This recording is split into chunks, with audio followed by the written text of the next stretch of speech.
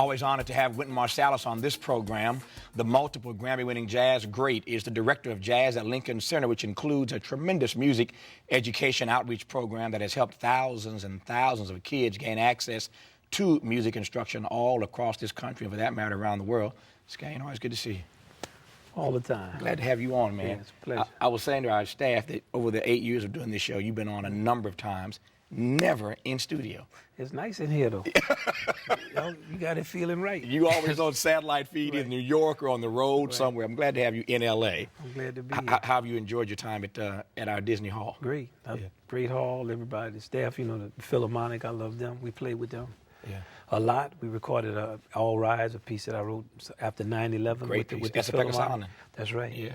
So I'm having the whole band, all of us, we're having a great time. Yeah. What do you make of the person who's all the rage in this town right now? Speaking of music, Gustavo Dudamel. I love Gustavo, and I love what he does for classical music, and I love what he comes out of, El Sistema, and the Old Man Abreu. When we were in Venezuela, I had the chance to go to his building. He had like 5 or 6 orchestras playing, of kids from the hood, playing like Mahler Third Symphony, and Shostakovich Fifth, and Beethoven Seventh. Man, it was unbelievable. I mean, they could play. And he also introduced me to his 2 oldest teachers, trumpet players. He started with a couple of teachers, and they're both trumpet players. And they have an unbelievable system, and he's a great representative of that system and a great representative for the younger generation in classical music. I want to talk about music education in a second here, but since you mentioned your time with Abreu, Dudamel's teacher in Venezuela, we all saw the 60 Minutes piece just a few weeks ago, a great piece on you on 60 Minutes, in part about your traveling to Cuba. Right. So what do you get out of being exposed to these young folk? We'll come back to America in a second, but when you move around the world and we see you, you know, talking to kids in Cuba, talking to kids, playing with them in Venezuela, what do you get out of that? Well, first it helps you understand the cycle of life, because you give them information, but they're also giving you information. And as you get older, for example, in our band, we have members of our orchestra like Carlos Enriquez and Ali Jackson, Walter Blanding. I taught them when they were in high school, and now they teach me. Like I regularly call Ali and say, man, can you break this rhythm down for me? Or Carlos was actually our music director in Cuba. And he's been instrumental in a lot of my education. And I started to develop a saying with them, because they tease me all the time. You get older, you have that familial relationship. I say, you have to follow your young leadership too. Yeah. So I get so much from having an opportunity to interface with the younger people and to bring information to them and to represent our culture and our way of life. And the feeling and the warmth and the love is unbelievable. The type of exchange that goes on between students and teachers, or visiting people who are doing master classes, and not just when they're musicians, even general classes when the students are not necessarily musicians. I'm not sure this is accurate, but it was certainly my read when I saw the 60 Minutes piece, and I'm curious as to your take on this. I get the sense, as I've seen footage of you and around the world engaging these young people, that there's a certain, again, my words, not yours, a certain energy, a certain enthusiasm, a certain anxiousness, a certain thirst that these kids around the world have for the music, jazz, that we gave to the world, that might not necessarily exist, that thirst, in this country. Am I right or totally off base here? I think that I don't think that's really accurate. Okay, that's what I'm asking. Like if I could tell you how many times, especially when I get into like poor areas, or if I deal with our kids, Afro-American kids, if I could tell you how many times I've taught kids and they just start crying, not musicians necessarily, because they want to feel that love and that feeling. I have a lot of experience teaching. My father was a teacher, my mom was a community worker. I taught in so many schools. So when you get that experience of how to communicate with younger people, put that hand on them and give them that old school feeling, the maturity in adult, a lot of our kids just need the feeling of that love. And that's the frame of reference that I teach from, and that's the frame of reference that all of our musicians in the Jazz at Lincoln Center Orchestra, we all teach from that same frame of reference. We're like neighborhood people who've had the opportunity through this music to gain a platform and spread the message of this music, which is basically love in a form of communication that's honest and truthful. And our kids want it too. You know, they're distracted a lot of times because they're marketed to a lot, and they're seen as a commodity. But when you get underneath that, man, our kids are beautiful. All right. So Dudamel and I had a deep conversation about this back in December for a special we did here in prime time on PBS, and I've been anxious for you to get in town so you and I could masticate on this. What is the price that we are paying as a country for the abandonment of music education in our schools? And I ask you that because, to your point now, you are the one person in this country more than anybody else who's cutting against the grain. You are still finding the worth and value in spending time with and teaching these kids and exposing them to music. But pardon my English, ain't nobody else doing that. The school system doesn't quite see it that way. So what's the price we're paying as a country long term for abandoning music education in our schools? Well, first, let's not even say music education. Okay. Let's say just arts. The fact that we are culturally ignorant, that we don't know what our heritage is. The price that we pay is that we act outside of ourselves almost all the time. We make very bad decisions, how we deal with other people in their culture. We no longer want to be a melting pot because we don't understand what is already melted. Mm-hmm. We fight for territory. Like we see it in our Congress, we see it in our political systems, we see it in our ways of life, how separated we are. When we moved out of the cities and we lost all of the memory that was in cities, and one of the highest achievements in our culture is to be able to segregate yourself from everyone else. Mm-hmm. And the deep thing is the deepest punishment is solitary confinement. But our culture is what we did together. What did Walt Whitman represent for all of us? What was his message to us? That is an inheritance. And when we squander that inheritance, we act outside. We don't know who we are, and we don't know where we are. So what we're battling over, it's like we have we're suffering from an identity crisis. And that identity is in our arts. And the fact that we don't find it chief amongst our agendas to teach our kids who we are as a nation and the battles we've had on this ground and how they've been successfully resolved, we can enjoy the fruits of the labor of our ancestors. And one day we will find it. I just always have prayed and hoped this before I die, but it may not be. And that's why we constantly look around and we have to compete with Chinese people, or we have to compete with people in India. Well, what are we competing with them over? We need more math classes. We need more science. It's the art of math and the art of science that creates all the innovation. And we have a tradition of great arts, great music. Man, we created the spirituals.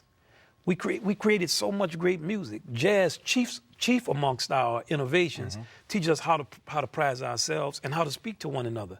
That our kids don't know that achievement, there's no way in the world that could be good for us. Let me deconstruct what you just said now on a couple of different fronts. First, because I want to be clear about what you're saying, what your point of view on this is.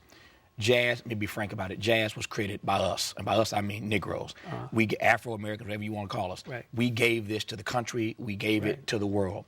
Right. When you answered the question a moment ago about what we suffer by abandoning music education, you said that jazz is our identity. I got the sense that you were talking about the nation, about the country. If you were, how is jazz part of the country's identity as juxtaposed against the identity of black people, since we're the ones that created it and gave it? Well, you know, who creates a thing is not as important as what the thing is.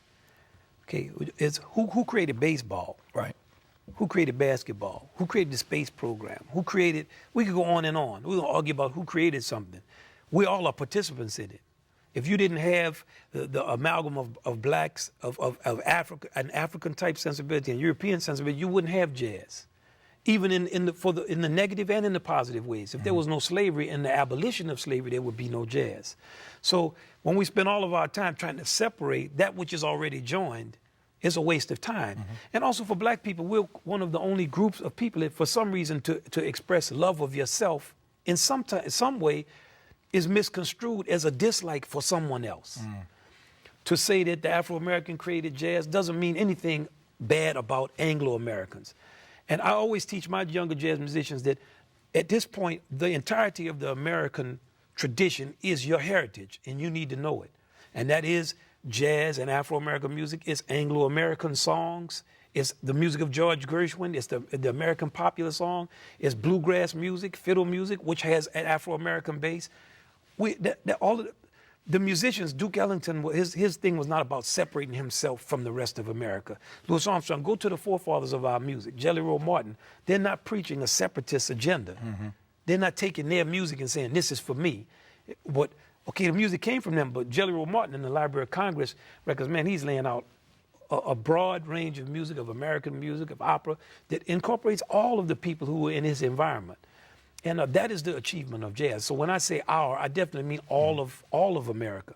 it's not less pertinent for you because it comes from a black person, just like a great achievement by an Anglo-American is less important.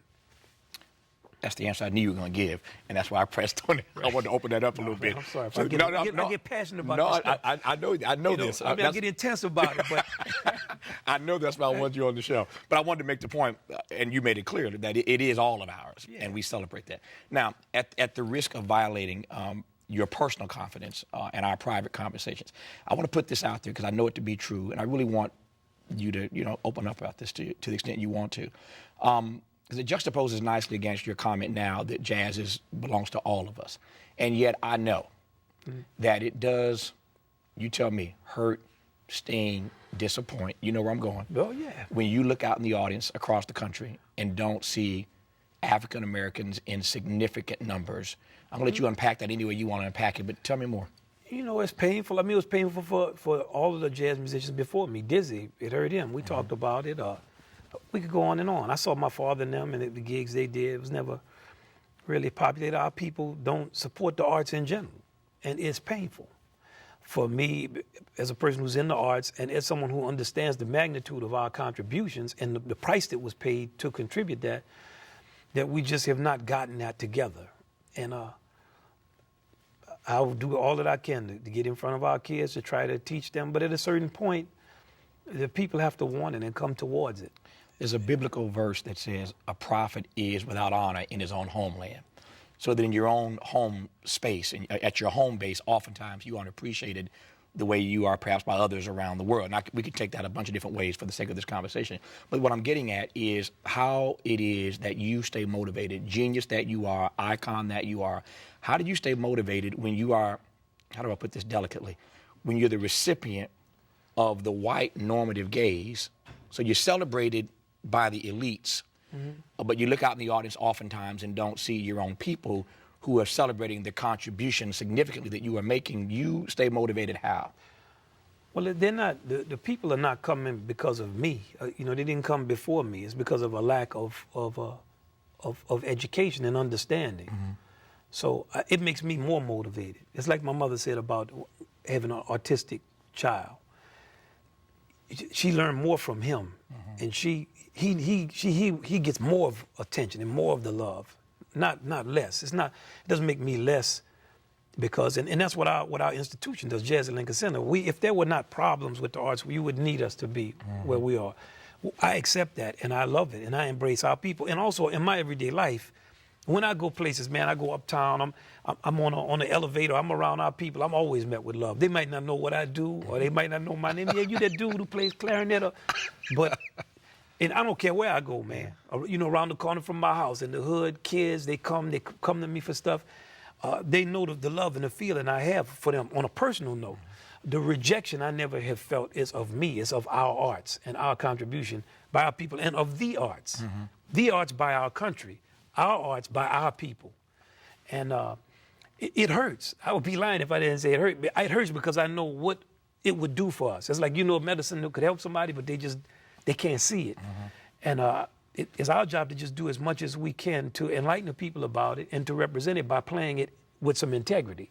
And that's what I try to do. Here in L.A., where we sit right now, we're in this season of the arts, if I can put it that way. It's Grammy season.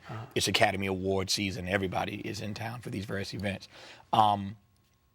What's your sense of how, as a country, I ain't talking about black folk now, as a country, where this disconnect, this split came between the American people and a true, deep appreciation for the arts? Did it ever exist? I think it existed at one time, or the American popular song wouldn't be so well crafted. Okay. Like Jerome Kern and them are writing songs that have complexity and richness, and people used to have pianos in their homes. And I think that when the education system started to be dismantled during the first Great Depression in the 1930s, we didn't recover from that. And then we started to confuse entertainment with art. And because art has a component of entertainment, it has to have that, or it becomes too boring and it becomes too lost in its own devices. But I just think that we started to lose, and even before that, it's not necessary. Art is a luxury, it's not necessary for you to. You can work your job and you can make some money and you can do it and never know who Walt Whitman was and never read a poem. But the arts shows that you're civilized, and it makes life sweet. So you can exist and you can buy more things, and you can be more. We're dealing with a form of commercialism that obscures a prior relationship to quality, and it's a national problem. But once again, that's what we're out here to. That's why when you and I are talking, that's what I'm saying. It's here. We just, for some reason, we can't focus our attention on it. We don't have the leadership or the understanding of the value of this. And when your political systems and your economic systems start to fail, it's only a cultural understanding that allows you to reconstruct them and to get back to who you are. And for some reason, it hasn't dawned on us yet. I think I hear you're suggesting that commercialism is or certainly one of the culprits for the blurring of that line, the morphing of entertainment and art. Am I right about that? Commercialism? Is that the answer? I want to know is... I don't mean actually I mean crass commercialism. I got you. Yeah. Commercialism that has absolutely no relationship to quality whatsoever, only quantitative assessment of a thing. So now I'm trying to figure out... How many you sell? How many tickets? How many nutrients can I take out of your food and sell it to you? Well, what is the guidelines? How can I figure out how to give you the least amount of whatever it is and charge you the most? So I'm always exploiting you. You know what I'm saying? Yeah. And when I'm talking to you, I'm not telling you what I think. I'm trying to... Well, how can I get my PR thing hooked up so I can make these people believe? Or how can I create? You lose a grip on reality, and then the unreal becomes real, and up is down. You see, so that's why the arts.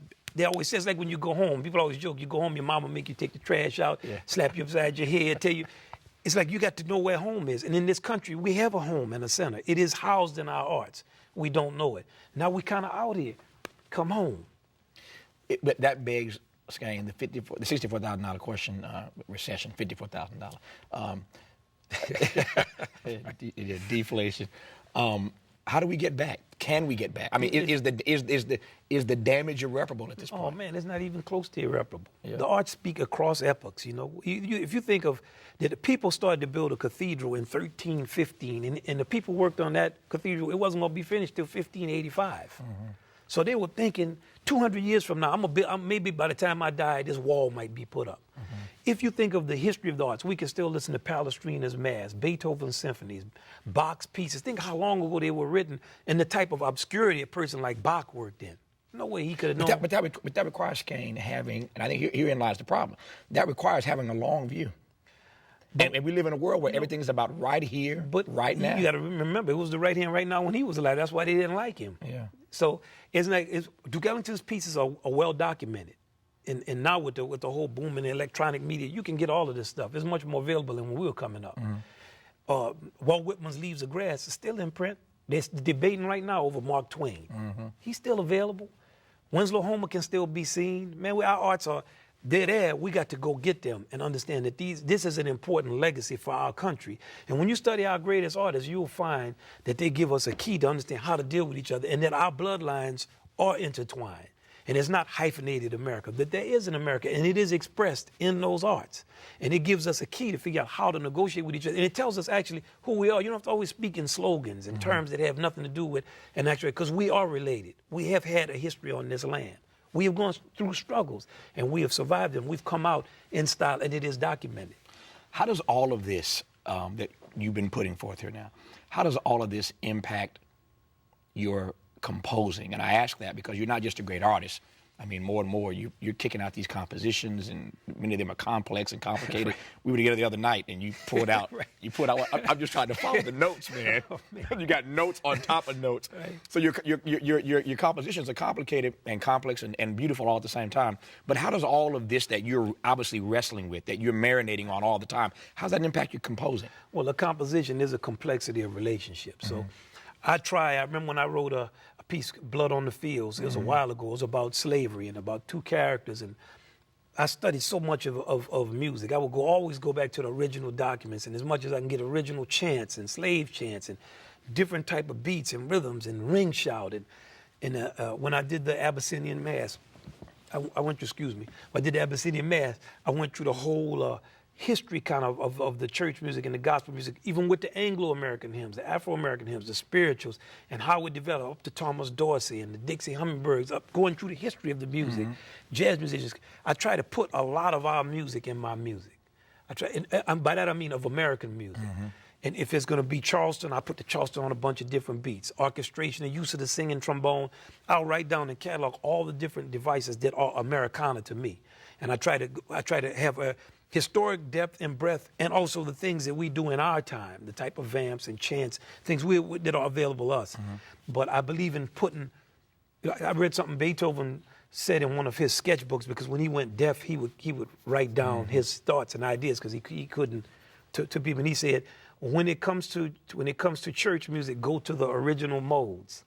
Like he was saying, if he writes something on a church mode, he wants to go to the original manuscripts of these modes. And I'm a believer in our music, our experience on this land, because I think all human beings' experience is always the same. It could be the American people, the Indian people, the Greek people, because we have a heritage. We have like our ethnic identity, Afro-American, the Anglo-American, the American, but we also have our human heritage. And our human heritage is the big heritage, and that's who we actually are. That's the point at which we all have that same DNA strain. And that's what the greatest art always comes from. To your point now about our human heritage, I wonder, silly though the question may sound, since I've always thought of music as a healing force with all the troubles and travails this country and the world right now, does music still have the potency, the power, the capacity to heal? I mean, it can't help it. Yeah. Because it's under language. Even if nobody is singing, just when you talk, you're singing.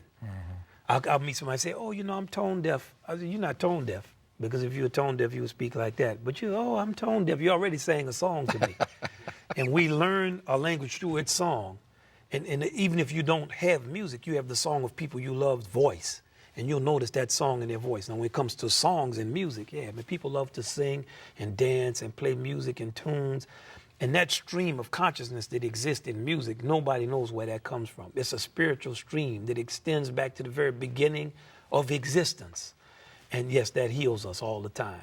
Yeah. Last question in about 30, 45 seconds. When kids get exposed to you and jazz at Lincoln Center in these schools, I want to end where I began, they're getting what? What's a typical day? What are you doing with these kids? Man, we're teaching them about the history, the music. We're teaching them with the feeling of love that's in our music. And we're teaching them three basic things. One, it's all right to be you. Celebrate yourself. Two, other people are themselves too. Figure out how to work and get along with them through swinging. Another thing is that the blues is always there. It's going to be hard out here, but it's all right. It's all right. And that's what the blues teaches you. You got to roll with the punches and find your equilibrium. Yeah. He's the best our generation has to offer, and I just love, as you can see, I just get giddy being in his presence all the time. I so enjoy talking to Wynton Marsalis anytime on the phone, in person, or on this set. Wynton, honored to have you in town. Don't stay away from LA so long next time. You know I love and respect you. I'll see you. We're doing this show live, I think, the last week of April. We're going to be at our new studios in New York at Lincoln Center. All right. So around the corner from your house. Yes, sir. So put the pots on. All right. I'll be there. That's our show for tonight. I'll see you back here next time on PBS. Until then, good night from LA. Thanks for watching, and as always, keep the faith.